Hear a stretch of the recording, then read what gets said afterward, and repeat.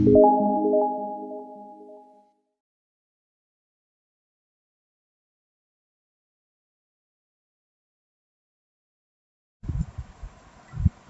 Students, पिछली video which असी trial balance बारे पढ़िया सीगा।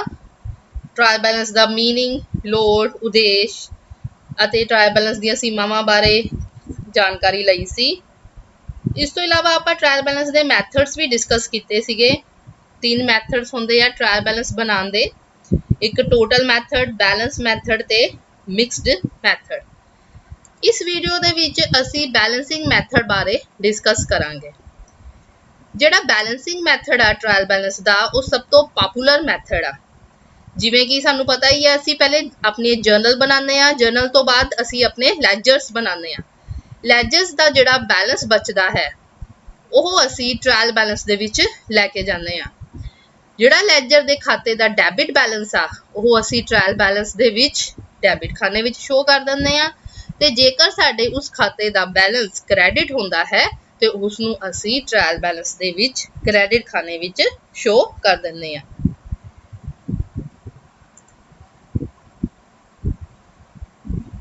ਬਾਕੀ ਵਿਧੀ ਦੇ ਅਨੁਸਾਰ ਜਦੋਂ ਵੀ ਅਸੀਂ ट्रायल बैलेंस ਤਿਆਰ ਕਰਦੇ ਆ, ਸਾਨੂੰ ਕੁਝ ਗੱਲਾਂ ਦਾ ਧਿਆਨ ਰੱਖਣਾ ਇਸ ਵਿੱਚ ਜ਼ਰੂਰੀ ਹੁੰਦਾ ਹੈ।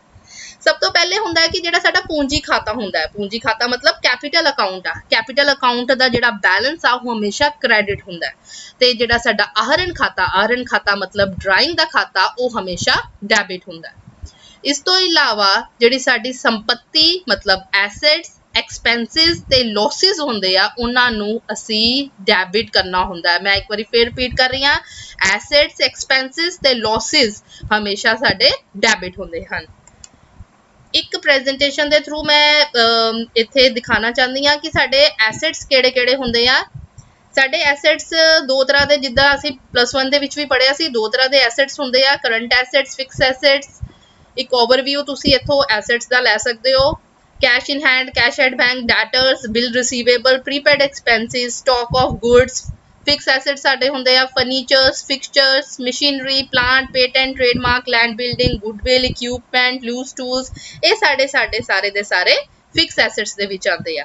ਇਹ ਸਾਰੇ ਦੇ ਸਾਰੇ ਐਸੈਟਸ ਜੇ ਤੁਹਾਡੇ ਸਵਾਲ ਦੇ ਵਿੱਚ ਆਏ ਹੋਣਗੇ, ਉਹਨਾਂ ਨੂੰ ਤੁਸੀਂ ਕੀ ਕਰਨਾ ਵਾ, ਡੈਬਿਟ। ਜਿੱਦਾਂ ਲਿਸਟ ਆਫ ਐਕਸਪੈਂਸਿਸ, ਜਿੱਦਾਂ ਕੰਪਨੀ ਦੇ ਵਿੱਚ, ਇੱਕ ਫੈਕਟਰੀ ਦੇ ਵਿੱਚ ਵੀ ਤੁਹਾਡੇ ਕਈ ਤਰ੍ਹਾਂ ਦੇ ਖਰਚੇ ਹੁੰਦੇ ਆ ਤੇ ਆਫਿਸ ਦੇ ਵਿੱਚ ਵੀ ਕਈ ਤਰ੍ਹਾਂ ਦੇ ਖਰਚੇ ਹੁੰਦੇ ਆ। ਟ੍ਰੇਡਿੰਗ ਅਕਾਊਂਟ ਦੇ ਵਿੱਚ ਵੀ ਤੁਸੀਂ ਸ਼ੋ ਕਰਦੇ ਹੋ ਤੇ ਆਪਣੇ ਪ੍ਰੋਫਿਟ ਐਂਡ ਲਾਸ ਅਕਾਊਂਟ ਦੇ ਵਿੱਚ ਵੀ ਤੁਸੀਂ ਆਪਣੇ ਸਾਰੇ ਖਰਚੇ ਸ਼ੋ ਕਰਦੇ ਹੋ।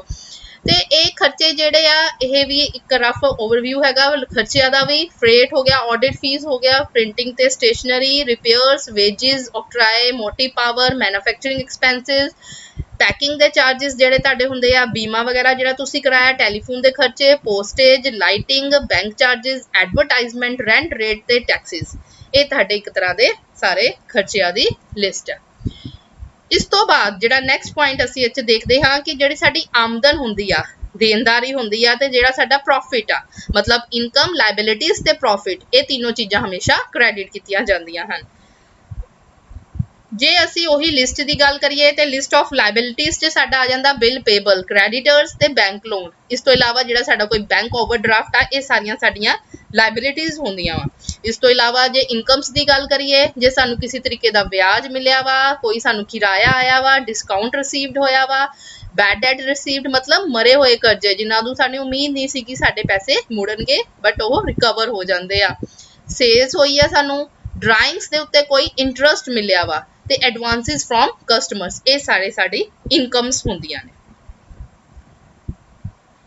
ਇਸ ਤੋਂ ਇਲਾਵਾ ਕੋਈ ਰਿਜ਼ਰਵ ਫੰਡ ਆ, ਪ੍ਰੋਵੀਜ਼ਨ ਆ, ਇਹ ਹਮੇਸ਼ਾ ਕ੍ਰੈਡਿਟ ਹੁੰਦੀ ਹੈ। ਆਖਰੀ ਸਟਾਕ ਤਲਪਟ ਵਿੱਚ ਸ਼ਾਮਿਲ ਨਹੀਂ ਕੀਤਾ ਜਾਂਦਾ। ਆਖਰੀ ਮਤਲਬ ਕਲੋਜ਼ਿੰਗ ਸਟਾਕ ਆਪਾਂ ਆਪਣੇ ट्रायल बैलेंस ਦੇ ਵਿੱਚ ਸ਼ੋ ਨਹੀਂ ਕਰਦੇ। ਕੈਪੀਟਲ ਅਕਾਊਂਟ ਤੇ ਡਰਾਇੰਗ ਅਕਾਊਂਟ ਹਮੇਸ਼ਾ ਅਸੀਂ ਡੈਬਿਟ ਕਰਨਾ ਵਾ। ਐਸੈਟਸ, ਐਕਸਪੈਂਸਿਸ ਤੇ ਲੌਸਿਸ ਹਮੇਸ਼ਾ ਡੈਬਿਟ ਕਰਨੇ ਆ।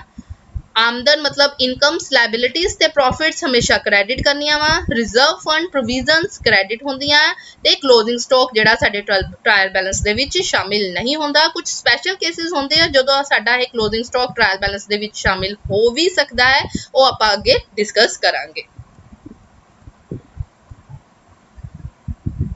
ਨੈਕਸਟ ਹੈ treatment of closing stock in a trial balance. ਜਿਵੇਂ ਕਿ ਤੁਹਾਨੂੰ ਮੈਂ ਹੁਣੇ ਦੱਸਿਆ ਹੀ ਹੈ ਕਿ ਜਿਹੜਾ ਆਪਾਂ ਨਾਰਮਲੀ ਟ੍ਰਾਇਲ ਬੈਲੈਂਸ ਜਿਹੜਾ ਵਾ ਉਹ ਆਪਾਂ ਆਪਣੇ ਟ੍ਰਾਇਲ ਜਿਹੜਾ ਕਲੋਜ਼ਿੰਗ ਸਟਾਕ ਆ ਉਹ ਆਪਾਂ ਆਪਣੇ ਟ੍ਰਾਇਲ ਬੈਲੈਂਸ ਦੇ ਵਿੱਚ ਨਹੀਂ ਲੈਂਦੇ। ਠੀਕ ਹੈ, ਬੇਸਿਕਲੀ ਇਹ ਕਲੋਜ਼ਿੰਗ ਸਟਾਕ ਹੁੰਦਾ ਕੀ ਹੈ, ਇਹ ਖਰੀਦ ਦਾ ਹੀ ਇੱਕ ਪਾਰਟ ਹੁੰਦਾ ਵਾ ਜੋ ਸਾਡੇ ਸਾਲ ਦੇ ਅੰਤ ਵਿੱਚ ਅਣਵਿਕਿਆ ਰਹਿ ਜਾਂਦਾ ਵਾ। ਠੀਕ ਹੈ, ਅਸਲ ਵਿੱਚ ਇਹਦਾ ਕੋਈ ਖਾਤਾ ਨਹੀਂ ਹੁੰਦਾ ਇਹ, ਇਸ ਲਈ ਇਸ ਨੂੰ ਆਪਾਂ ਆਪਣੇ ਤਲਪਟ ਦੇ ਵਿੱਚ ਟ੍ਰਾਇਲ ਬੈਲੈਂਸ ਦੇ ਵਿੱਚ ਸ਼ੋ ਨਹੀਂ ਕਰਦੇ। ਇਸ ਦੀ ਰਕਮ ਵੀ ਸਾਨੂੰ ਕਿਸੇ ਖਾਤੇ ਤੋਂ ਨਹੀਂ ਪਤਾ ਲੱਗ ਸਕਦੀ। ਇਸ ਦੀ ਰਕਮ ਪਤਾ ਕਰਨ ਲਈ ਸਾਨੂੰ ਆਪਣੇ ਅਣਵਿਕੇ ਮਾਲ ਦੀ ਜਾਂਚ ਕਰਨੀ ਪੈਂਦੀ ਹੈ। ਠੀਕ ਹੈ, ਅਸਲ ਵਿੱਚ ਅੰਤਿਮ ਸਟਾਕ ਜਿਹੜਾ ਵਾ ਉਹ ਖਰੀਦ ਦੇ ਰੂਪ ਵਿੱਚ ਪਹਿਲਾਂ ਹੀ ਟ੍ਰਾਇਲ ਬੈਲੈਂਸ ਦੇ ਵਿੱਚ ਇਨਕਲੂਡ ਹੋ ਚੁੱਕਿਆ ਹੁੰਦਾ ਹੈ, ਇਸ ਕਰਕੇ ਉਹਨੂੰ ਅਸੀਂ ਦੁਬਾਰਾ ਆਪਣੇ ਟ੍ਰਾਇਲ ਬੈਲੈਂਸ ਦੇ ਵਿੱਚ ਸ਼ੋ ਨਹੀਂ ਕਰਦੇ। ਬੇਸਿਕਲੀ ਕਈ ਬੱਚੇ ਕਨਫਿਊਜ਼ ਹੋ ਜਾਂਦੇ ਆ ਓਪਨਿੰਗ ਸਟਾਕ ਤੇ ਕਲੋਜ਼ਿੰਗ ਸਟਾਕ ਦੇ ਵਿੱਚ। ਇੱਥੇ ਮੈਂ ਕਲੀਅਰ ਕਰਨਾ ਚਾਹੁੰਦੀ ਹਾਂ ਕਿ ਫਾਈਨੈਂਸ਼ੀਅਲ ਈਅਰ ਸਾਡਾ ਚੱਲਦਾ ਹੈ 1 ਅਪ੍ਰੈਲ ਤੋਂ 31 ਮਾਰਚ ਦੇ ਵਿੱਚ। 1 ਅਪ੍ਰੈਲ ਨੂੰ ਜਿਹੜਾ ਸਾਡਾ ਸਟਾਕ ਹੋਏਗਾ ਉਹ ਸਾਡਾ ਓਪਨਿੰਗ ਸਟਾਕ ਹੁੰਦਾ ਹੈ, ਜਿਹੜਾ ਸਾਡਾ ਸਾਲ ਦੇ ਅੰਤ ਵਿੱਚ 31 ਮਾਰਚ ਤੋਂ ਅਣਵਿਕਿਆ ਮਾਲ ਰਹਿ ਜਾਂਦਾ ਸਾਡੇ ਕੋਲ, ਉਹਨੂੰ ਅਸੀਂ ਆਪਣਾ ਕਲੋਜ਼ਿੰਗ ਸਟਾਕ ਕਹਿੰਦੇ ਆ। ਟ੍ਰਾਇਲ ਬੈਲੈਂਸ ਦੇ ਵਿੱਚ ਓਪਨਿੰਗ ਸਟਾਕ ਸ਼ੋ ਕੀਤਾ ਜਾਂਦਾ ਵਾ, ਬਟ ਟ੍ਰਾਇਲ ਬੈਲੈਂਸ ਦੇ ਵਿੱਚ ਕਲੋਜ਼ਿੰਗ ਸਟਾਕ ਸ਼ੋ ਨਹੀਂ ਕੀਤਾ ਜਾਂਦਾ। ਹੁਣ ਅਸੀਂ ਇੱਕ ਸਵਾਲ ਦੇਖਦੇ ਹਾਂ, prepare the trial balance from these balances. Cash 12,000 ਦਾ ਦਿੱਤਾ ਹੋਇਆ ਹੈ, ਸੇਲਸ 10,000 ਹੈ, कैपिटल 60,000, रेंट मतलब किराया है 9,000 ਦਾ, बैंक 11,000 रुपए ਦਾ, इंटरस्ट ऑन कैपिटल सानू पूंजी उते ब्याज मिल रहा है 100 रुपए ਦਾ, फर्नीचर है 7,000 रुपए ਦਾ, परचेजेस 20,900 ਦੀਆਂ ਵਾ, डिस्काउंट अलाउड 10 रुपए ਦਾ ਤੇ डिस्काउंट रिसीव्ड ਸਾਡਾ 10 रुपए ਦਾ ਵਾ। ਇਹਦੇ ਵਿੱਚ ਦੋਨਾਂ 'ਚ ਕਨਫਿਊਜ਼ ਨਹੀਂ ਹੋਣਾ, ਡਿਸਕਾਊਂਟ ਅਲਾਉਡ ਡੈਬਿਟ ਹੋਏਗਾ, ਡਿਸਕਾਊਂਟ ਰਿਸੀਵਡ ਕਿਉਂਕਿ ਸਾਡੀ ਆਮਦਨ ਹੈ ਇਹ ਸਾਡੀ ਕ੍ਰੈਡਿਟ ਹੋਏਗੀ। ਟ੍ਰੇਡ ਐਕਸਪੈਂਸਿਸ ਖਰਚੇ 10,000 ਸਾਡੇ ਡੈਬਿਟ ਹੋਣਗੇ। ਪਹਿਲੇ ਤੇ ਇਹ ਸਾਡਾ ਟ੍ਰਾਇਲ ਬੈਲੈਂਸ ਦਾ ਨਮੂਨਾ ਹੁੰਦਾ ਜਿਹਨੂੰ ਆਪਾਂ ਸਪੈਸੀਮਨ ਕਹਿੰਦੇ ਆ। Serial number, name of the account, LF ਮਤਲਬ ਲੈਜਰ ਫੋਲੀਓ, ਜਿਹੜਾ ਸਿਰਲੇਖ ਅਸੀਂ ਲੈ ਰਹੇ ਹਾਂ ਪਾਰਟਿਕੂਲਰ ਅਕਾਊਂਟ ਦਾ ਨਾਮ ਲੈ ਰਹੇ ਹਾਂ ਉਹਦਾ ਉਹ ਕਿਸ ਲੈਜਰ ਦੇ ਕਿਸ ਪੇਜ ਨੰਬਰ ਤੋਂ ਲਿੱਤਾ ਗਿਆ ਉਹ ਆਪਾਂ ਇੱਥੇ ਮੈਂਸ਼ਨ ਕਰਦੇ ਆ। ਡੈਬਿਟ ਦਾ ਖਾਨਾ ਤੇ ਕ੍ਰੈਡਿਟ ਦਾ ਖਾਨਾ, ਉੱਪਰ ਅਸੀਂ ਟ੍ਰਾਇਲ ਬੈਲੈਂਸ ਲਿਖ ਕੇ ਜਿਸ ਪਾਰਟਿਕੂਲਰ ਬੰਦੇ ਦਾ ਇਹ ਟ੍ਰਾਇਲ ਬੈਲੈਂਸ ਬਣਾਇਆ ਜਾਂਦਾ ਹੈ ਉਹਦਾ ਨਾਮ ਲਿਖਦੇ ਆ। ਐਜ਼ ਔਨ 31 ਮਾਰਚ 2019 ਇੱਥੇ ਆਪਾਂ ਤਰੀਕ ਲਿਖ ਦਿੰਦੇ ਆ ਜਿਸ ਦਿਨ ਦਾ ਅਸੀਂ ਟ੍ਰਾਇਲ ਬੈਲੈਂਸ ਬਣਾ ਰਹੇ ਹਾਂ। ਠੀਕ ਹੈ, ਜਿਵੇਂ ਕਿ ਸਾਡੀ ਫਰਸਟ ਆਈਟਮ ਸੀ ਕੈਸ਼। ਕੈਸ਼ ਜਿਵੇਂ ਕਿ ਸਾਨੂੰ ਪਤਾ ਹੈ ਸਾਡੀ ਸੰਪत्ति ਹੈ, ਇਸ ਲਈ ਇਹ ਸਾਡੇ ਡੈਬਿਟ ਵਾਲੇ ਖਾਨੇ ਵਿੱਚ ਸ਼ੋ ਕੀਤੀ ਜਾਏਗੀ। 12,000 ਸਾਡਾ ਡੈਬਿਟ ਵਾਲੇ ਖਾਨੇ ਦੇ ਵਿੱਚ ਆ ਜਾਏਗਾ। ਸੈਕਿੰਡ ਆਈਟਮ ਹੈਗੀ ਸਾਡੀ ਕੈਪੀਟਲ। ਕੈਪੀਟਲ ਮੈਂ ਤੁਹਾਨੂੰ ਉੱਥੇ ਥਿਊਰੀ ਦੇ ਵਿੱਚ ਵੀ ਅਸੀਂ ਦੇਖਿਆ ਸੀ, ਕੈਪੀਟਲ ਮਤਲਬ ਪੂੰਜੀ, ਪੂੰਜੀ ਦਾ ਖਾਤਾ ਹਮੇਸ਼ਾ ਕ੍ਰੈਡਿਟ ਕੀਤਾ ਜਾਂਦਾ ਹੈ। ਕੈਪੀਟਲ ਦਾ ਅਕਾਊਂਟ 60,000 ਸਾਡਾ ਕ੍ਰੈਡਿਟ ਵਾਲੀ ਸਾਈਡ ਤੇ ਚਲਾ ਜਾਏਗਾ। ਥਰਡ ਆਈਟਮ ਆ ਜਾਂਦੀ ਸਾਡੀ ਬੈਂਕ। ਬੈਂਕ ਦੇ ਵਿੱਚ ਜਿਹੜਾ ਸਾਡੇ ਪੈਸੇ ਜਮ੍ਹਾਂ ਹੁੰਦੇ ਆ ਇਹ ਸਾਡੇ ਲਈ ਸੰਪत्ति ਹੈ। ਸੰਪत्ति ਹਮੇਸ਼ਾ ਡੈਬਿਟ ਕੀਤੀ ਜਾਂਦੀ ਹੈ, ਇਸ ਕਰਕੇ ਇਹ ਵੀ 11,000 ਡੈਬਿਟ ਵਾਲੇ ਖਾਨੇ ਦੇ ਵਿੱਚ ਆ ਜਾਏਗਾ। ਨੈਕਸਟ ਹੈ ਸਾਡੇ ਕੋਲ ਫਰਨੀਚਰ। ਫਰਨੀਚਰ ਅਗੇਨ ਸੰਪत्ति ਹੈ, ਸੰਪत्ति ਡੈਬਿਟ ਹੁੰਦੀ ਆ। 7,000 ਰੁਪਇਆ ਸਾਡਾ ਡੈਬਿਟ ਵਾਲੇ ਖਾਨੇ ਦੇ ਵਿੱਚ ਆ ਗਿਆ। ਨੈਕਸਟ ਆ ਪਰਚੇजेस। ਪਰਚੇजेस ਹਮੇਸ਼ਾ ਡੈਬਿਟ ਹੁੰਦੀਆਂ ਹੈ। 20,900 ਸਾਡਾ ਡੈਬਿਟ ਦੇ ਖਾਨੇ ਵਿੱਚ ਆ ਜਾਏਗਾ। ਉਸ ਤੋਂ ਬਾਅਦ ਆ ਗਏ ਟ੍ਰੇਡ ਐਕਸਪੈਂਸਿਸ, ਖਰਚੇ ਆ ਡੈਬਿਟ ਹੁੰਦੇ ਆ। 10,000 ਰੁਪਏ ਸਾਡੇ ਇਸ ਦੇ ਵਿੱਚ ਆ ਜਾਣਗੇ। Next is sale. ਸੇਲਸ ਮਤਲਬ ਆਮਦਨ ਹੋਈ ਆ। ਆਮਦਨ ਸਾਰੀ ਦੀ ਸਾਰੀ ਕਿਹੜੀ ਸਾਈਡ ਤੇ ਜਾਂਦੀ ਆ ਸਾਡੀ ਕ੍ਰੈਡਿਟ ਦੇ ਸਾਈਡ ਤੇ, ਇਸ ਕਰਕੇ 10,000 ਰੁਪੀਸ ਜਿਹੜਾ ਵਾ ਸਾਡਾ ਕ੍ਰੈਡਿਟ ਦੀ ਸਾਈਡ ਤੇ ਚਲਾ ਜਾਏਗਾ। Next item is rent. Rent ਕੀ ਆ ਸਾਡੇ ਲਈ ਖਰਚਾ, ਕਿਰਾਇਆ, ਉਹ 9,000 ਰੁਪਇਆ ਸਾਡਾ ਡੈਬਿਟ ਵਾਲੀ ਸਾਈਡ ਤੇ ਆ ਗਿਆ। ਉਸ ਤੋਂ ਬਾਅਦ ਨੈਕਸਟ ਆ ਜਾਂਦਾ interest on capital. Interest on capital ਸਾਡੇ ਲਈ ਖਰਚਾ ਵਾ। 100 ਰੁਪਇਆ ਇਹ ਸਾਡਾ ਡੈਬਿਟ ਵਾਲੇ ਖਾਨੇ ਦੇ ਵਿੱਚ ਸ਼ੋ ਹੋ ਜਾਏਗਾ। ਇੰਟਰਸਟ ਔਨ ਕੈਪੀਟਲ ਹਮੇਸ਼ਾ ਡੈਬਿਟ ਹੁੰਦਾ ਵਾ ਤੇ ਇੰਟਰਸਟ ਔਨ ਡਰਾਇੰਗ ਤੁਸੀਂ ਹਮੇਸ਼ਾ ਕ੍ਰੈਡਿਟ ਕਰਨਾ ਵਾ। Discount allowed. ਡਿਸਕਾਊਂਟ ਅਲਾਉਡ ਮੈਂ ਤੁਹਾਨੂੰ ਪਹਿਲਾਂ ਹੀ ਕਲੀਅਰ ਕਰ ਦਿੱਤਾ ਸੀ, 10 ਰੁਪਏ ਸਾਡਾ ਡੈਬਿਟ ਵਾਲੇ ਸਾਈਡ ਤੇ ਆ ਜਾਏਗਾ। ਔਰ ਲਾਸਟ ਹੈ ਸਾਡਾ ਡਿਸਕਾਊਂਟ ਰਿਸੀਵਡ, ਜੋ ਕਿ ਸਾਡੇ ਲਈ ਆਮਦਨ ਬਣ ਜਾਂਦੀ ਆ, ਉਹ 10 ਰੁਪਇਆ ਸਾਡੇ ਲਈ ਕ੍ਰੈਡਿਟ ਹੋ ਜਾਏਗਾ। ਲਾਸਟ ਵਿੱਚ ਅਸੀਂ ਡੈਬਿਟ ਵਾਲੇ ਖਾਨੇ ਦਾ ਤੇ ਕ੍ਰੈਡਿਟ ਵਾਲੇ ਖਾਨੇ ਦਾ ਦੋਨਾਂ ਦਾ ਅਸੀਂ ਟੋਟਲ ਕਰਨਾ ਹੁੰਦਾ ਹੈ। ਜੇ ਤਾਂ ਇਹ ਟੋਟਲ ਸਾਡਾ ਮੈਚ ਕਰ ਜਾਂਦਾ ਹੈ ਦੈਟ ਮੀਨਸ ਸਾਡਾ ਟ੍ਰਾਇਲ ਬੈਲੈਂਸ ਠੀਕ ਹੈ। इन दोवां दा ਅਸੀਂ टोटल ਕੀਤਾ, ਇਹਦਾ ਆ ਗਿਆ 70,010 ਔਰ ਦੂਸਰੀ ਸਾਈਡ ਦਾ ਵੀ ਆਪਾਂ ਟੋਟਲ ਕੀਤਾ ਤੇ ਸੇਮ ਆ ਗਿਆ। ਇਹਦਾ ਮਤਲਬ ਇਹ ਹੈ ਕਿ ਸਾਡਾ ਇਸ ਟ੍ਰਾਇਲ ਬੈਲੈਂਸ ਦਾ ਸਵਾਲ ਠੀਕ ਹੈ। ਇਹਦੇ ਸਵਾਲ ਦੇ ਵਿੱਚ ਦੋਨਾਂ ਦਾ ਜੋੜ ਬਰਾਬਰ ਆਣਾ ਬਹੁਤ ਜ਼ਰੂਰੀ ਹੈ। ਇੱਕ ਹੋਰ ਸਵਾਲ ਅਸੀਂ ਦੇਖਦੇ ਹਾਂ, From the following balances extracted from the books of Shri Anil Kumar prepare his trial balance on 31st March 2019। Debtors ਦਿੱਤੇ ਹੋਏ ਸਾਨੂੰ 10,000 ਰੁਪਏ ਦੇ, ਕ੍ਰੈਡੀਟਰਸ ਹੈਗੇ ਆ 8,000 ਦੇ, ਸੇਲਸ ਰਿਟਰਨਸ ਹੈਗੀਆਂ ਵਾ 900 ਰੁਪਏ ਦੀਆਂ, discount received 400 the, lighting and heating 1800 ਦੀ ਆ, ਇਨਵੈਸਟਮੈਂਟ 7000 ਦੀ ਆ, ਕੈਪੀਟਲ 30000, कैश 15,000, परचेजेज 28,000 ਦੀਆਂ ਵਾ, बिल पेबल 2,000 ਰੁਪਏ ਦਾ ਵਾ ਸਾਡਾ, machinery 5,000 the, loan from bank 9,000 the, opening stock 4500 ਰੁਪਏ ਦਾ, ਲੂਜ਼ ਟੂਲਸ 8,000 ਰੁਪਏ ਦੇ ਆ, ਬਿਲ ਰਿਸੀਵੇਬਲ 9,000 ਰੁਪਏ ਦੇ ਆ ਤੇ ਸੇਲਸ ਹੈਗੀਆਂ ਸਾਡੀਆਂ 39,800 ਰੁਪਏ ਦੀਆਂ। ਅਗੇਨ ਅਸੀਂ ਪਹਿਲੇ ਇਹਦਾ ਪਰਫੋਰਮਾ ਬਣਾ ਲਾਂਗੇ। ਉੱਪਰ ਟ੍ਰਾਇਲ ਬੈਲੈਂਸ ਆ ਗਿਆ, ਕੰਪਨੀ ਦਾ ਨਾਮ ਆ ਜਾਣਾ ਵਾ, ਐਜ਼ ਔਨ ਡੇਟ ਆ ਜਾਣੀ ਆ, serial number, name of the account, LF, debit balance ਤੇ ਕ੍ਰੈਡਿਟ ਬੈਲੈਂਸ। ਫਰਸਟ ਆਈਟਮ ਆਪਾਂ ਲਿਖਾਂਗੇ ਆਪਣਾ ਓਪਨਿੰਗ ਸਟਾਕ। ਓਪਨਿੰਗ ਸਟਾਕ ਸਾਡਾ ਡੈਬਿਟ ਸਾਈਡ ਤੇ ਆ ਜਾਏਗਾ, ਠੀਕ ਹੈ। ਨੈਕਸਟ ਆ ਗਿਆ ਸਾਡਾ ਡੈਟਰਸ। ਡੈਟਰਸ ਵੀ ਸੰਪत्ति ਆ ਤੇ ਕਿਹੜੀ ਸਾਈਡ ਤੇ ਆਏਗੀ, ਡੈਬਿਟ ਤੇ, ਉੱਥੇ ਆਪਾਂ 10,000 ਪਾ ਦਿੱਤਾ। ਥਰਡ ਤੇ ਆ ਗਿਆ ਸਾਡਾ ਕੈਸ਼। ਕੈਸ਼ ਵੀ ਅਗੇਨ ਸਾਡੀ ਸੰਪत्ति ਆ, 15,000 ਆ ਗਿਆ। ਉਸ ਤੋਂ ਬਾਅਦ ਆ ਜਾਂਦੀ ਸਾਡੀ ਇਨਵੈਸਟਮੈਂਟਸ। ਇਨਵੈਸਟਮੈਂਟਸ ਵੀ ਸਾਡੀ ਸੰਪत्ति ਆ, ਸੰਪत्ति 7,000 ਦੀ ਆ ਜਾਣਗੀਆਂ। ਉਸ ਤੋਂ ਬਾਅਦ ਆ ਗਿਆ ਕੈਪੀਟਲ। ਕੈਪੀਟਲ ਹਮੇਸ਼ਾ ਕ੍ਰੈਡਿਟ ਹੁੰਦਾ ਵਾ, 30,000 ਕ੍ਰੈਡਿਟ ਵਾਲੀ ਸਾਈਡ ਤੇ ਅਸੀਂ ਪਾ ਦੇਣਾ। Credit capital. ਉਸ ਤੋਂ ਬਾਅਦ ਆ ਗਏ ਸਾਡੇ ਕ੍ਰੈਡੀਟਰਸ। ਕ੍ਰੈਡੀਟਰਸ 8,000 ਦੇ ਸਾਡੇ ਕ੍ਰੈਡਿਟ ਵਾਲੀ ਸਾਈਡ ਤੇ ਹੀ ਚਲੇ ਜਾਣ। Sales return. ਸੇਲਸ ਹਮੇਸ਼ਾ ਸਾਡੀਆਂ ਕ੍ਰੈਡਿਟ ਹੁੰਦੀਆਂ ਵਾ ਤੇ ਜਿਹੜੀ ਸੇਲਸ ਰਿਟਰਨ ਹੁੰਦੀ ਆ ਉਹ ਸਾਡੀ ਹਮੇਸ਼ਾ ਡੈਬਿਟ ਹੁੰਦੀ ਆ, 9,000 ਡੈਬਿਟ ਵਾਲੀ ਸਾਈਡ ਤੇ ਆ ਜਾਏਗਾ।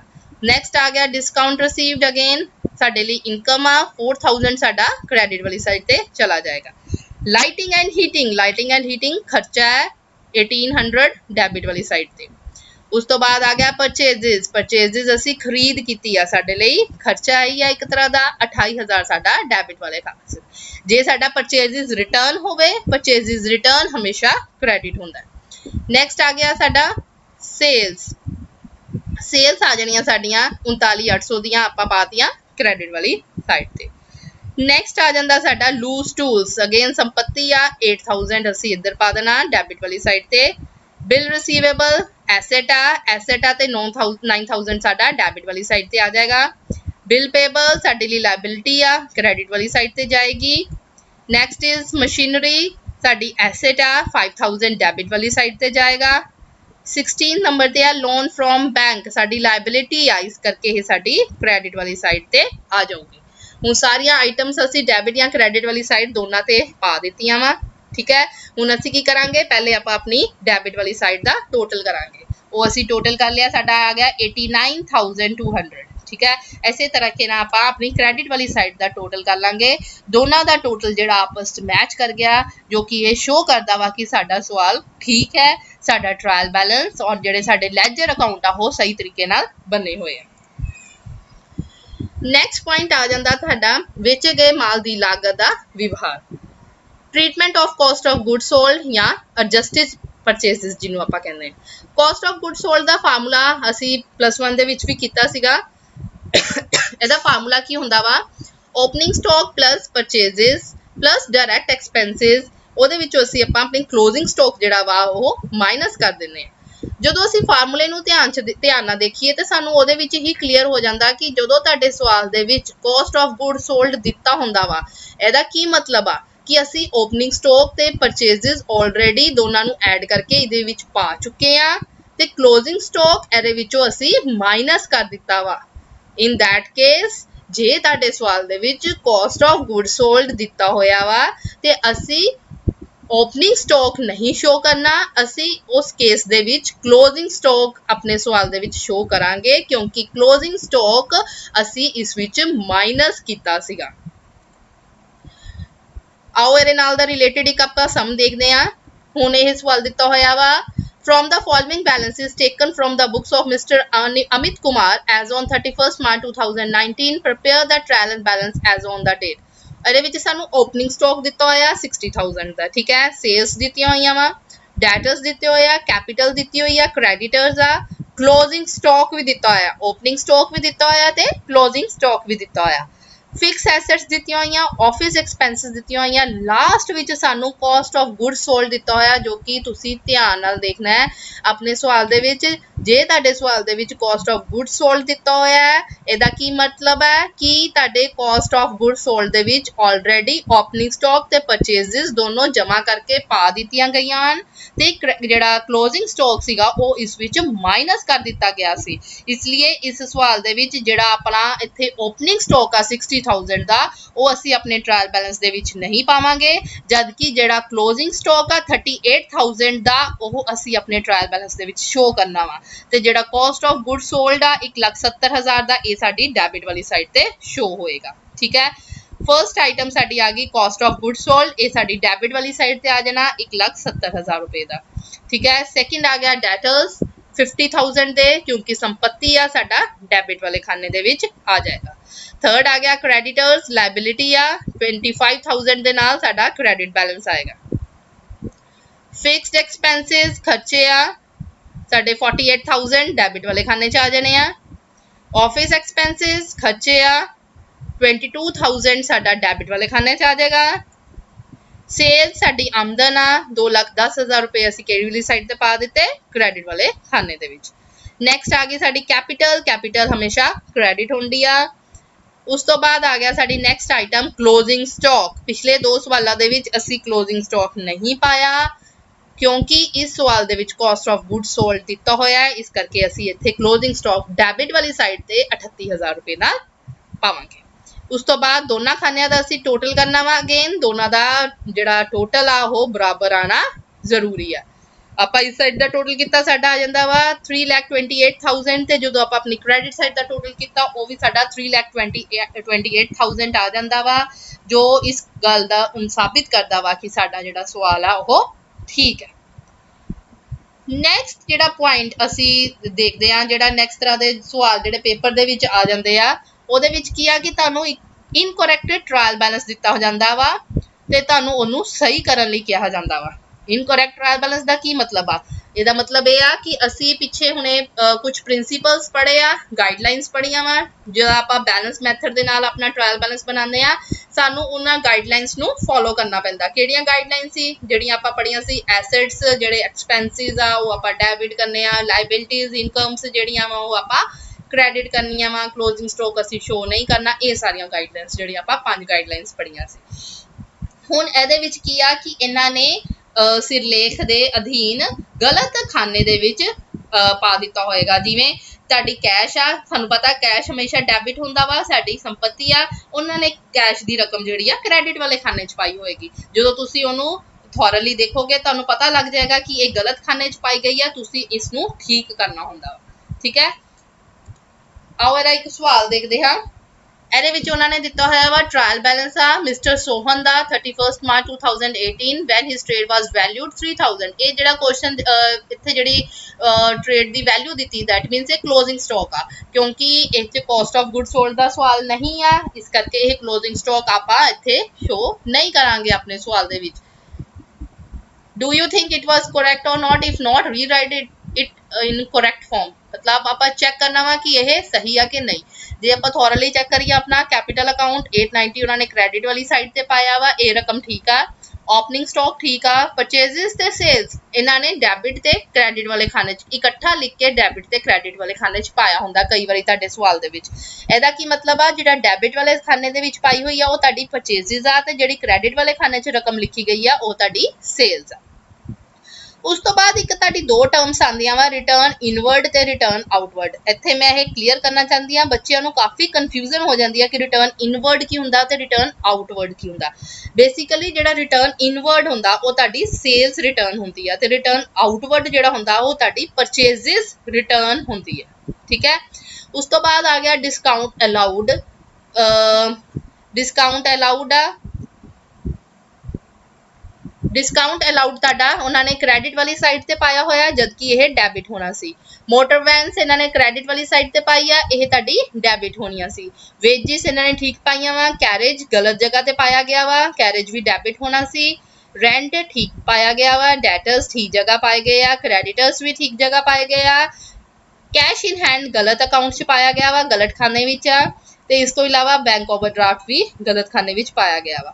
ਹੁਣ ਜਿਹੜੀ ਆਈਟਮ ਅਸੀਂ ਗਲਤ ਖਾਨੇ 'ਚ ਆ ਉਹ ਆਪਾਂ ਠੀਕ ਕਰਾਂਗੇ। ਸਾਡਾ ਪਹਿਲੇ ਆ ਗਿਆ ਕੈਪੀਟਲ ਅਕਾਊਂਟ, ਕ੍ਰੈਡਿਟ ਵਾਲੇ ਸਾਈਡ ਤੇ ਪਾ ਦੇਣੀ ਹੈ। ਉਸ ਤੋਂ ਬਾਅਦ ਆ ਗਿਆ ਓਪਨਿੰਗ ਸਟਾਕ, ਓਪਨਿੰਗ ਸਟਾਕ ਹਮੇਸ਼ਾ ਡੈਬਿਟ ਹੁੰਦਾ, ਡੈਬਿਟ ਵਾਲੇ ਖਾਨੇ 'ਚ ਆ ਜਾਣੀ ਆ। ਨੈਕਸਟ ਆ ਗਿਆ ਪਰਚੇਜ਼ਸ ਐਂਡ ਸੇਲਸ, ਇਹ ਸੇਮ ਹੀ ਤਰੀਕੇ ਨਾਲ ਆਏਗੀ। ਜਿਹੜਾ ਪਹਿਲੇ ਖਾਨੇ 'ਚ ਆ ਉਹ ਸਾਡੀ ਪਰਚੇਜ਼ਸ ਆ, ਜਿਹੜੀ ਸੈਕਿੰਡ ਕ੍ਰੈਡਿਟ ਵਾਲੇ ਖਾਨੇ 'ਚ ਆ ਉਹ ਸਾਡੀ ਸੇਲਸ ਆ। ਨੈਕਸਟ ਆ ਗਿਆ ਸਾਡਾ ਰਿਟਰਨ ਇਨਵਰਡ। ਰਿਟਰਨ ਇਨਵਰਡ ਕੀ ਆ? ਸੇਲਸ ਰਿਟਰਨ ਆ। ਇਨ ਮਤਲਬ ਅੰਦਰ ਆਈ ਆ, ਵਾਪਿਸ ਆਇਆ ਤੁਹਾਨੂੰ, ਉਹ ਕੀ ਹੁੰਦੀ ਆ? ਸੇਲਸ ਰਿਟਰਨ ਹੁੰਦੀਆਂ ਵਾ। ਠੀਕ ਹੈ, ਸੇਲਸ ਰਿਟਰਨ ਹਮੇਸ਼ਾ ਡੈਬਿਟ ਹੁੰਦੀਆਂ, 140 ਦੇ ਨਾਲ ਡੈਬਿਟ ਵਾਲੇ ਖਾਨੇ 'ਚ ਆ ਜਾਣਗੀਆਂ। ਨੈਕਸਟ ਆ ਗਿਆ ਰਿਟਰਨ ਆਊਟਵਰਡ। ਆਊਟਵਰਡ ਮਤਲਬ ਤੁਸੀਂ ਆਊਟ ਕਰ ਦਿੱਤਾ, ਬਾਹਰ ਭੇਜਿਆ ਵਾ ਸਮਾਨ, ਦੈਟ ਮੀਨਸ ਇਹ ਕੀ ਆ? ਸਾਡੀ ਪਰਚੇਜ਼ਸ ਰਿਟਰਨ। ਉਹ ਕੀ ਆ ਗਿਆ? 160 ਨਾਲ ਕ੍ਰੈਡਿਟ ਕਰ ਦਾਂਗੇ ਆਪਾਂ। ਉਸ ਤੋਂ ਬਾਅਦ ਆ ਗਿਆ ਡਿਸਕਾਊਂਟ ਰਿਸੀਵਡ। ਡਿਸਕਾਊਂਟ ਰਿਸੀਵਡ ਸਾਡੀ ਕੀ ਆ? ਆਮਦਨ। ਆਮਦਨ ਕਿੱਧਰਲੀ ਸਾਈਡ ਤੇ ਜਾਏਗੀ? ਕ੍ਰੈਡਿਟ ਵਾਲੇ ਖਾਨੇ ਦੇ ਵਿੱਚ। ਨੈਕਸਟ ਆ ਗਿਆ ਡਿਸਕਾਊਂਟ ਅਲਾਉਡ। ਅਲਾਉਡ ਕਿਹੜੇ ਖਾਨੇ 'ਚ ਜਾਣਾ ਵਾ? ਡੈਬਿਟ ਵਾਲੇ ਖਾਨੇ 'ਚ। ਉਸ ਤੋਂ ਬਾਅਦ ਆ ਗਿਆ ਮੋਟਰ ਵੈਨ, ਸੰਪत्ति ਆ, 300 ਰੁਪਏ ਨਾਲ ਅਸੀਂ ਅਕਾਊਂਟ ਨੂੰ ਡੈਬਿਟ ਕਰ ਦੇਵਾਂਗੇ। ਨੈਕਸਟ ਆ ਗਿਆ ਵੇਜਿਸ। ਵੇਜਿਸ ਕੀ ਆ? ਐਕਸਪੈਂਸਿਸ, ਉਹ ਵੀ ਆਪਾਂ 600 ਰੁਪਏ ਨਾਲ ਅਕਾਊਂਟ ਨੂੰ ਡੈਬਿਟ ਕਰ ਦਾਂਗੇ। ਨੈਕਸਟ ਆ ਗਿਆ ਕੈਰੇਜ, ਅਗੇਨ ਐਕਸਪੈਂਸਿਸ, 200 ਨਾਲ ਅਕਾਊਂਟ ਡੈਬਿਟ ਕੀਤਾ ਜਾਏਗਾ। ਉਸ ਤੋਂ ਬਾਅਦ ਆ ਜਾਂਦਾ ਸਾਡਾ ਰੈਂਟ। ਰੈਂਟ ਕੀ ਆ? ਸਾਡੇ ਲਈ ਖਰਚਾ। ਖਰਚਾ ਫਿਰ ਅਸੀਂ ਡੈਬਿਟ ਕਰ ਦੇਣਾ। ਉਸ ਤੋਂ ਬਾਅਦ ਨੈਕਸਟ ਆਈਟਮ ਆ ਗਈ ਸਾਡੀ ਡੈਟਰਸ, ਜੋ ਕਿ ਸਾਡੀ ਐਸੈਟਸ ਹੁੰਦੇ ਆ, ਜੋ ਕਿ ਡੈਬਿਟ ਸਾਈਡ ਤੇ ਆਣਗੇ। ਉਸ ਤੋਂ ਬਾਅਦ ਆ ਗਿਆ ਕ੍ਰੈਡੀਟਰਸ, ਜੋ ਕਿ ਲਾਇਬਿਲਿਟੀਜ਼ ਆ, 1400 ਕਿੱਧਰਲੀ ਸਾਈਡ ਤੇ ਚਲਾ ਜਾਏਗਾ? ਸਾਡਾ ਕ੍ਰੈਡਿਟ ਵਾਲੀ ਸਾਈਡ ਤੇ। ਨੈਕਸਟ ਆ ਗਿਆ cash in hand. Cash in hand again asset. Asset ਕਿਹੜੀ ਸਾਈਡ ਤੇ ਜਾਏਗਾ? ਡੈਬਿਟ ਬੈਲੈਂਸ ਦੇ ਵਿੱਚ। ਉਸ ਤੋਂ ਬਾਅਦ ਆ ਗਿਆ ਬੈਂਕ ਓਵਰਡਰਾਫਟ, ਜੋ ਕਿ ਸਾਡੀ ਲਾਇਬਿਲਿਟੀ ਆ, ਉਹ ਅਸੀਂ ਕ੍ਰੈਡਿਟ ਵਾਲੀ ਸਾਈਡ ਤੇ ਪਾ ਦੇਵਾਂਗੇ। ਉਸ ਤੋਂ ਬਾਅਦ ਲਾਸਟ ਵਿੱਚ ਹੁਣ ਅਸੀਂ ਆਪਣੀ ਦੋਨਾਂ ਸਾਈਡਾਂ ਦਾ ਟੋਟਲ ਕਰਾਂਗੇ। 6490 ਔਰ ਦੂਸਰੀ ਸਾਈਡ ਦਾ ਟੋਟਲ ਕਰਕੇ ਵੀ 6490 ਆ ਗਿਆ। ਇਹਦਾ ਮਤਲਬ ਹੁਣ ਸਾਡਾ ਸਵਾਲ ਜਿਹੜਾ ਵਾ ਉਹ ਸਹੀ ਹੈ। ਇਹਦੇ ਵਿੱਚ 3-4 ਆਈਟਮ ਸੀਗੀਆਂ ਜਿਹੜੀਆਂ ਗਲਤ ਪਾਈਆਂ ਗਈਆਂ ਸੀ, ਤੁਸੀਂ ਉਹਨੂੰ ਕਰੈਕਟ ਖਾਨੇ ਵਿੱਚ ਪਾ ਕੇ ਆਪਣਾ ਇਹ ਸਵਾਲ ਠੀਕ ਕਰਨਾ। ਨੈਕਸਟ ਤਰ੍ਹਾਂ ਦਾ ਸਵਾਲ ਜਿਹੜਾ ਤੁਹਾਡੇ ਇਸ ਚੈਪਟਰ ਦੇ ਵਿੱਚ ਆਂਦਾ ਵਾ ਉਹ ਹੈ ਤਲਪਟ ਤਿਆਰ ਕਰਨ ਵਾਲੇ ਜੇ ਕੋਈ ਖਾਸ ਸਿਰਲੇਖ ਹੀ ਨਾ ਦਿੱਤਾ ਹੋਵੇ, ਮਤਲਬ preparation of trial balance if any account head is missing. ਹੁਣ ਤੁਹਾਨੂੰ ਕਿੱਦਾਂ ਪਤਾ ਲੱਗੇਗਾ ਕਿ ਤੁਹਾਡਾ ਇਸ ਟ੍ਰਾਇਲ ਬੈਲੈਂਸ ਦੇ ਵਿੱਚ ਜਿਹੜੀ ਬਾਕੀਆਂ ਦੀ ਸੂਚੀ ਦਿੱਤੀ ਹੈ, ਬੈਲੈਂਸਿਸ ਦੀ ਜਿਹੜੀ ਲਿਸਟ ਦਿੱਤੀ ਹੋਈ ਹੈ, ਇਹਦੇ ਵਿੱਚ ਕੋਈ ਪਾਰਟਿਕੂਲਰ ਅਕਾਊਂਟ ਹੈਗਾ ਵਾ ਜਿਹੜਾ ਕਿ ਮਿਸਿੰਗ ਆ। ਉਹ ਤੁਹਾਨੂੰ ਕਦੋਂ ਪਤਾ ਲੱਗਦਾ ਹੈ? ਜਦੋਂ ਤੁਸੀਂ ਆਪਣਾ ਟ੍ਰਾਇਲ ਬੈਲੈਂਸ ਬਣਾ ਲੈਂਦੇ ਹੋ, ਹਰ ਇੱਕ ਆਈਟਮ ਪ੍ਰੋਪਰ ਪ੍ਰਿੰਸੀਪਲਸ ਨੂੰ ਫੋਲੋ ਕਰਕੇ ਸਹੀ ਖਾਨੇ ਦੇ ਵਿੱਚ ਪਾਈ ਜਾਂਦੀ ਹੈ। ਫਿਰ ਵੀ ਜਦੋਂ ਤੁਸੀਂ ਆਪਣੇ ਟ੍ਰਾਇਲ ਬੈਲੈਂਸ ਦਾ ਟੋਟਲ ਕਰਦੇ ਹੋ, ਉਹ ਟੋਟਲ ਜਿਹੜਾ ਵਾ ਮੈਚ ਨਹੀਂ ਕਰਦਾ। ਇਨ ਦੈਟ ਕੇਸ ਤੁਸੀਂ ਇਹ ਕੰਡੀਸ਼ਨਸ ਨੂੰ ਫੋਲੋ ਕਰਨਾ ਵਾ। ਠੀਕ ਹੈ, ਇਹ ਚੈੱਕ ਕਰਨਾ ਵਾ ਕਿ ਤੁਹਾਡੇ ਸਵਾਲ ਦੇ ਵਿੱਚ ਇਹਨਾਂ ਤਿੰਨਾਂ ਚੀਜ਼ਾਂ ਵਿੱਚੋਂ ਕੁਝ ਚੀਜ਼ਾਂ ਮੈਂਸ਼ਨ ਤੇ ਨਹੀਂ ਹੈਗੀਆਂ। ਜੇ ਇਹ ਮੈਂਸ਼ਨਡ ਹੈਗੀਆਂ ਵਾ, ਦੈਟ ਮੀਨਸ ਜਿਹੜਾ ਤੁਹਾਡਾ ਮੇਨ ਪਾਰਟਿਕੂਲਰ ਅਕਾਊਂਟ ਆ ਉਹ ਮਿਸਿੰਗ ਆ। ਹੁਣ ਇਹ ਚੀਜ਼ਾਂ ਕਿਹੜੀਆਂ-ਕਿਹੜੀਆਂ, ਕੰਡੀਸ਼ਨਸ ਕਿਹੜੀਆਂ-ਕਿਹੜੀਆਂ ਵਾ ਜਿਹੜੀਆਂ ਤੁਸੀਂ ਆਪਣੇ ਸਵਾਲ ਦੇ ਵਿੱਚ ਚੈੱਕ ਕਰਨੀਆਂ ਵਾ। ਜੇਕਰ ਤੁਹਾਡੇ ਸਵਾਲ ਦੇ ਉੱਤੇ ਵਿੱਚ ਆਹਰਨ ਉੱਤੇ ਵਿਆਜ ਜਾਂ ਪੂੰਜੀ ਉੱਤੇ ਵਿਆਜ ਦਿੱਤਾ ਹੋਵੇ, ਆਹਰਨ ਮਤਲਬ ਇੰਟਰਸਟ ਔਨ ਡਰਾਇੰਗ ਦਿੱਤਾ ਹੋਵੇ ਜਾਂ ਇੰਟਰਸਟ ਔਨ ਕੈਪੀਟਲ ਦਿੱਤਾ ਹੋਵੇ। ਠੀਕ ਹੈ, ਇਹਦਾ ਕੀ ਮਤਲਬ ਆ ਕਿ ਤੁਹਾਡੇ ਸਵਾਲ ਦੇ ਵਿੱਚ ਜਾਂ ਤਾਂ ਕੈਪੀਟਲ ਦਾ ਅਕਾਊਂਟ ਮਿਸਿੰਗ ਆ ਜਾਂ ਡਰਾਇੰਗ ਦਾ ਅਕਾਊਂਟ ਮਿਸਿੰਗ ਆ। ਸੈਕਿੰਡ ਕੇਸ ਹੋ ਸਕਦਾ ਵਾ ਜਦੋਂ ਤੁਹਾਨੂੰ ਖਰੀਦ ਵਾਪਸੀ ਤੇ ਵੇਚ ਵਾਪਸੀ ਦਿੱਤੀ ਹੋਵੇ, ਮਤਲਬ ਸੇਲਸ ਰਿਟਰਨ ਤੇ ਪਰਚੇਸ ਰਿਟਰਨ ਤਾਂ ਦਿੱਤੀ ਹੋਈ ਆ, ਪਰ ਤੁਹਾਡੇ ਸਵਾਲ ਦੇ ਵਿੱਚ ਨਾ ਪਰਚੇਸਿਸ ਆ ਨਾ ਸੇਲਸ ਆ। ਸੇਲਸ ਰਿਟਰਨ ਜਾਂ ਪਰਚੇਸਿਸ ਰਿਟਰਨ ਤੇ ਤਾਂ ਹੀ ਹੋਣਗੀਆਂ ਨਾ ਜਦੋਂ ਤੁਸੀਂ ਉਹ ਪਾਰਟਿਕੂਲਰ ਟ੍ਰਾਂਜੈਕਸ਼ਨ ਕੀਤੀ ਹੋਏਗੀ। ਇਸ ਤੋਂ ਵੀ ਸਾਨੂੰ ਕਲੀਅਰ ਹੋ ਜਾਏਗਾ ਕਿ ਸਾਡਾ ਜਿਹੜਾ ਪਾਰਟਿਕੂਲਰ ਮੇਨ ਅਕਾਊਂਟ ਆ ਉਹ ਇਸ ਵਿੱਚ ਮਿਸਿੰਗ ਹੈ। ਥਰਡ ਚੀਜ਼ ਆ ਜਾਏਗੀ ਲੈਣਦਾਰ ਜਾਂ ਦੇਣਦਾਰ ਉੱਤੇ ਸਾਨੂੰ ਕਿਸੇ ਤਰੀਕੇ ਦੀ ਛੋਟ ਮਤਲਬ ਡਿਸਕਾਊਂਟ ਜਾਂ ਰਿਜ਼ਰਵ ਦਿੱਤਾ ਹੋਵੇ। ਇਨ ਦੈਟ ਕੇਸ ਸਾਡਾ ਮੇਨ ਡੈਟਰਸ ਜਾਂ ਕ੍ਰੈਡੀਟਰ ਦਾ ਖਾਨਾ ਹੀ ਮਿਸਿੰਗ ਹੁੰਦਾ ਵਾ। ਮੈਂ ਇੱਕ ਵਾਰੀ ਫੇਰ ਦੁਬਾਰਾ ਰਿਪੀਟ ਕਰਦੀ ਹਾਂ, ਕਈ ਵਾਰੀ ਸਾਡੇ ਸਵਾਲ ਦੇ ਵਿੱਚ ਇੰਟਰਸਟ ਔਨ ਕੈਪੀਟਲ ਤੇ ਇੰਟਰਸਟ ਔਨ ਡਰਾਇੰਗ ਦਿੱਤਾ ਹੁੰਦਾ ਵਾ, ਬਟ ਕੈਪੀਟਲ ਅਕਾਊਂਟ ਤੇ ਡਰਾਇੰਗ ਅਕਾਊਂਟ ਮੈਂਸ਼ਨ ਨਹੀਂ ਕੀਤਾ ਜਾਂਦਾ। ਜੇ ਤੁਹਾਡਾ ਸਵਾਲ ਆਪਸ ਚ ਮੈਚ ਨਹੀਂ ਕਰਦਾ, ਇੰਟਰਸਟ ਤਾਂ ਹੀ ਮਿਲੇਗਾ ਜੇ ਤੁਹਾਡੀ ਪੂੰਜੀ ਹੋਵੇਗੀ, ਡਰਾਇੰਗ ਇੰਟਰਸਟ ਔਨ ਡਰਾਇੰਗ ਤਾਂ ਹੀ ਹੋਏਗਾ ਜੇ ਤੁਹਾਡਾ ਡਰਾਇੰਗ ਦਾ ਅਕਾਊਂਟ ਐਗਜ਼ਿਸਟ ਕਰਦਾ ਹੋਵੇਗਾ। ਇਨ ਦੈਟ ਕੇਸ ਤੁਹਾਡਾ ਕੈਪੀਟਲ ਦਾ ਅਕਾਊਂਟ ਜਾਂ ਡਰਾਇੰਗ ਦਾ ਅਕਾਊਂਟ ਉਸ ਵਿੱਚ ਮਿਸਿੰਗ ਹੁੰਦਾ ਵਾ। ਸੈਕਿੰਡ ਇਜ਼ ਸੇਲਸ ਰਿਟਰਨ ਤੇ ਪਰਚੇਜ਼ ਰਿਟਰਨ ਦਿੱਤੀ ਹੋਵੇ ਬਟ ਪਰਚੇਜ਼ਸ ਤੇ ਸੇਲਸ ਨਾ ਮੈਂਸ਼ਨ ਹੋਣ, ਇਨ ਦੈਟ ਕੇਸ ਤੁਹਾਡਾ ਉਦੋਂ ਖਾਨੇ ਜਿਹੜੇ ਆ ਮਿਸਿੰਗ ਹੁੰਦੇ ਆ, ਉਦੋਂ ਖਾਤੇ ਜਿਹੜੇ ਆ ਮਿਸਿੰਗ ਆ। ਥਰਡ ਕੇਸ ਇਜ਼ ਜਦੋਂ ਤੁਹਾਨੂੰ ਡਿਸਕਾਊਂਟ ਦਿੱਤਾ ਹੋਵੇ ਲੈਣਦਾਰ ਉੱਤੇ ਤੇ ਦੇਣਦਾਰ ਉੱਤੇ ਜਾਂ ਕਿਸੇ ਤਰੀਕੇ ਦਾ ਰਿਜ਼ਰਵ ਫੰਡ ਦਿੱਤਾ ਹੋਵੇ, ਉਸ ਕੇਸ ਦੇ ਵਿੱਚ ਤੁਹਾਡਾ ਜਿਹੜਾ ਡੈਟਰਸ ਦਾ ਅਕਾਊਂਟ ਤੇ ਕ੍ਰੈਡਿਟ ਦਾ ਅਕਾਊਂਟ ਮਿਸਿੰਗ ਹੁੰਦਾ ਵਾ। ਹੁਣ ਅਸੀਂ ਇਹਦੀ ਇੱਕ ਐਗਜ਼ਾਮਪਲ ਦੇਖਾਂਗੇ। From the following balances taken from the books of Mohan as on 31st March 2018, prepare a trial balance.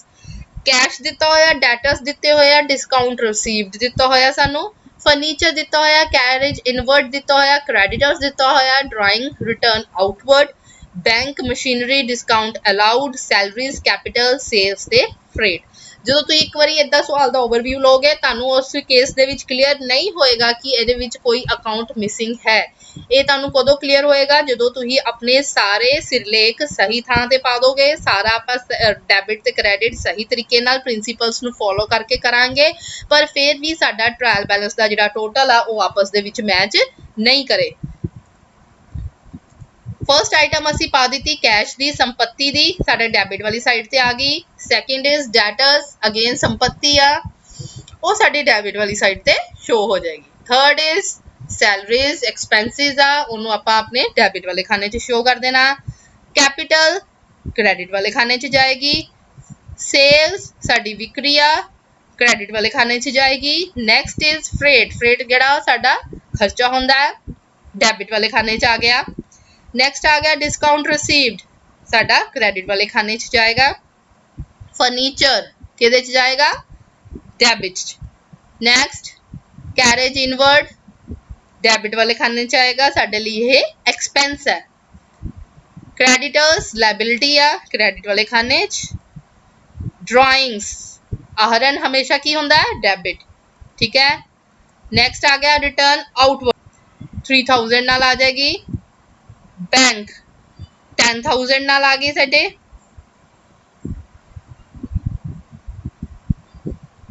Machinery 25000 ਰੁਪਏ ਨਾਲ ਡੈਬਿਟ ਹੋ ਜਾਣਾ। ਡਿਸਕਾਊਂਟ ਅਲਾਉਡ 150 ਡੈਬਿਟ ਵਾਲੇ ਖਾਨੇ 'ਚ। ਉਸ ਤੋਂ ਬਾਅਦ ਅਸੀਂ ਆਪਣੇ ਸਵਾਲ ਦੇ ਵਿੱਚ ਜਦੋਂ ਆਪਾਂ ਆਪਣੇ ਸਵਾਲ ਦਾ ਟੋਟਲ ਕਰਦੇ ਆ, ਇਹਦਾ ਟੋਟਲ ਤੁਹਾਡਾ ਆਪਸ ਦੇ ਵਿੱਚ ਮੈਚ ਨਹੀਂ ਕਰਦਾ, ਠੀਕ ਹੈ। ਇਹਦੇ ਵਿੱਚ ਤੁਸੀਂ ਆਪਣੇ ਦੇਖੋ 12 ਆਈਟਮ ਦੇ ਵਿੱਚ ਰਿਟਰਨ ਆਊਟਵਰਡ ਦਿੱਤਾ ਹੋਇਆ। Return outward that means purchases return ਦਿੱਤੀਆਂ ਹੋਈਆਂ ਵਾ। ਆਊਟਵਰਡ ਕੀ ਹੁੰਦਾ ਵਾ? Purchases return. ਪਰ ਜੋ ਤੁਸੀਂ ਆਪਣੇ ਸਵਾਲ ਨੂੰ ਪ੍ਰੋਪਰਲੀ ਦੇਖਣਗੇ ਇਹਦੇ ਵਿੱਚ ਤੁਹਾਡੀਆਂ ਪਰਚੇਜ਼ਸ ਮਿਸਿੰਗ ਹੈ, ਠੀਕ ਹੈ। ਇਨ ਦੈਟ ਕੇਸ ਅਸੀਂ ਇਹਦੇ ਵਿੱਚ ਕੀ ਕਰਨਾ? ਦੋਨਾਂ ਅਕਾਊਂਟਸ ਦਾ ਟੋਟਲ ਕਰ ਲੈਣਾ। ਟੋਟਲ ਸਾਡਾ ਆ ਜਾਂਦਾ ਵਾ 1,12,100। ਦੂਸਰੀ ਸਾਈਡ ਤੇ ਵੀ ਸਾਡਾ ਇੰਨਾ ਹੀ ਆ ਜਾਂਦਾ ਵਾ 1,12,100। ਜਦੋਂ ਅਸੀਂ ਆਪਣੇ ਦੋਨਾਂ ਅਕਾਊਂਟਾਂ ਨੂੰ ਬੈਲੈਂਸ ਕਰਕੇ ਦੇਖਦੇ ਹਾਂ ਸਾਨੂੰ ਪਤਾ ਲੱਗ ਜਾਂਦਾ ਕਿ ਸਾਡਾ ਡੈਬਿਟ ਵਾਲਾ ਖਾਨਾ ਜਿਹੜਾ ਵਾ ਉਹਦੇ ਵਿੱਚ ਕੁਝ ਅਮਾਉਂਟ ਜਿਹੜੀ ਆ ਉਹ ਮਿਸਿੰਗ ਆ, ਕਿਉਂਕਿ ਇਸ ਸਵਾਲ ਦੇ ਵਿੱਚ ਰਿਟਰਨ ਆਊਟਵਰਡ ਦਿੱਤਾ ਹੋਇਆ ਵਾ, ਬਟ ਜਦਕਿ ਇਹਦੇ ਵਿੱਚ ਪਰਚੇਜ਼ਸ ਨਹੀਂ ਦਿੱਤੀਆਂ ਸੀਗੀਆਂ। ਪਰਚੇਜ਼ਸ ਰਿਟਰਨ ਤਾਂ ਹੀ ਹੋਣਗੀਆਂ ਜੇ ਆਪਾਂ ਕਿਸੇ ਤਰੀਕੇ ਦੀ ਪਰਚੇਜ਼ਸ ਕੀਤੀਆਂ ਹੋਣਗੀਆਂ। ਇਸ ਲਈ ਸਾਨੂੰ ਕਲੀਅਰ ਹੋ ਜਾਂਦਾ ਕਿ ਇਹਦੇ ਵਿੱਚ ਜਿਹੜੀ ਬੈਲੈਂਸਿੰਗ ਫਿਗਰ ਨਿਕਲੇਗੀ 15,150 ਰੁਪਏ ਦੀ ਜਿਹੜੀ ਸਾਡੀ ਬੈਲੈਂਸਿੰਗ ਫਿਗਰ ਨਿਕਲੇਗੀ ਉਹ ਸਾਡਾ ਕਿਹੜਾ ਅਕਾਊਂਟ ਆ? ਪਰਚੇਜ਼ਸ ਦਾ ਅਕਾਊਂਟ। ਇਸ ਲਈ ਸਾਨੂੰ ਇਸ ਤੋਂ ਇਹ ਕਲੀਅਰ ਹੋ ਗਿਆ ਕਿ ਸਾਡਾ ਜਿਹੜਾ ਪਰਚੇਜ਼ਸ ਦਾ ਅਕਾਊਂਟ ਜਿਹੜਾ ਸੀ ਉਹ ਇਸ ਸਵਾਲ ਦੇ ਵਿੱਚ ਮਿਸਿੰਗ ਸੀਗਾ। ਐਸੇ ਤਰੀਕੇ ਨਾਲ ਤੁਸੀਂ ਪਤਾ ਕਰ ਸਕਦੇ ਹੋ ਕਿ ਤੁਹਾਡਾ ਕਿਹੜਾ ਅਕਾਊਂਟ ਜਿਹੜਾ ਵਾ ਇਸ ਵਿੱਚ ਮਿਸਿੰਗ, ਠੀਕ ਹੈ। ਹੋਪ ਸਟੂਡੈਂਟਸ ਮੈਨੂੰ ਉਮੀਦ ਆ ਕਿ ਤੁਹਾਨੂੰ ਇਹ ਵੀਡੀਓ ਸਮਝ ਆਈ ਹੋਏਗੀ। ਜੇ ਤੁਹਾਨੂੰ ਫੇਰ ਵੀ ਕਿਸੇ ਵੀ ਪੁਆਇੰਟ ਦੇ ਵਿੱਚ ਤੁਹਾਨੂੰ ਕਨਫਿਊਜ਼ਨ ਹੈ ਪਲੀਜ਼ ਕਮੈਂਟ ਬਾਕਸ ਦੇ ਵਿੱਚ ਮੈਨੂੰ ਮੈਸੇਜ ਕਰਿਓ। ਜੇ ਤੁਸੀਂ ਕੁਝ ਵੀ ਇਸ ਵੀਡੀਓ ਦੇ ਰਿਗਾਰਡਿੰਗ ਪੁੱਛਣਾ ਚਾਹੁੰਦੇ ਹੋ ਮੈਂ ਤੁਹਾਡੀ ਉਸ ਵੀਡੀਓ ਦਾ ਜ਼ਰੂਰ ਕਮੈਂਟ ਦਾ ਰਿਪਲਾਈ ਕਰਾਂਗੀ, ਠੀਕ ਹੈ। ਨੈਕਸਟ ਵੀਡੀਓ ਅਸੀਂ ਬਿਲ ਆਫ ਐਕਸਚੇਂਜ ਨਾਲ ਰਿਲੇਟ ਕਰਾਂਗੇ, ਠੀਕ ਹੈ। Thanks for watching.